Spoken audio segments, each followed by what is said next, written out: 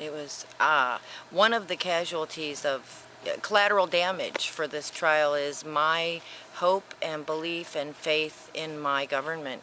I had some feeling that, you know, even if we were opposed to the majority, that even if we were accused, that we had certain protections in place that were inviolable, and that's utterly and totally incorrect. They can, and I wanted to go in there as the devil's advocate and find that, you know, it wasn't, the judge isn't crazy. You know, the prosecutor isn't just out to get him, you know, that there was some foundation. I wanted to reassure myself there was some foundation in reality, and there was none. I met him as one of his customers. I know what his intentions were, and you know, the intentions don't matter.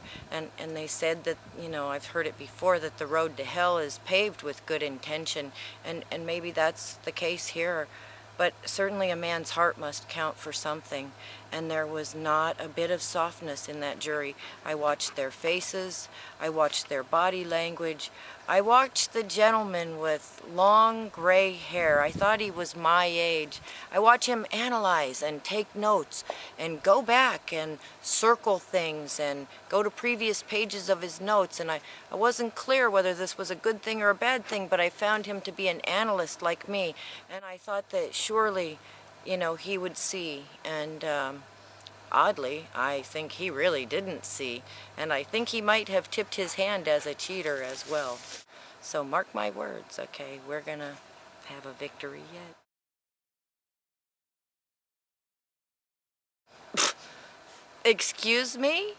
Objecting on behalf of the prosecution and sustaining his own objections, hurrying the witnesses, the defense witnesses, hurrying them. Okay, do you think that you can state that, you know, Judith Rue, they wanted her, she's an accountant, okay, that's as close to an analyst as you can be, and you can't just suppose, okay, do you think that you saw all of those papers in that 5-inch stack? Oh my God.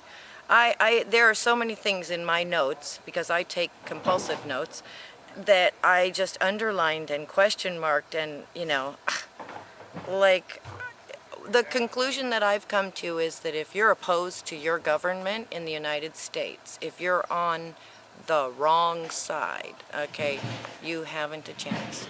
They'll stack it, they'll spin it, they'll take advantage, and look at my eye twitch. I didn't believe that was true. I was a Republican, okay. This is awful for me. I'm part of the military-industrial complex. I went back and looked at my resume, and I did it all with a hopeful heart. That'll show you where a hopeful heart will get you. You know, I heard once in Ohio that if you have wish in one hand and shit in the other, and you put your hands together, what do you have? Shitty wish? Yeah, well, I got a wish that I had a fair government, and I don't.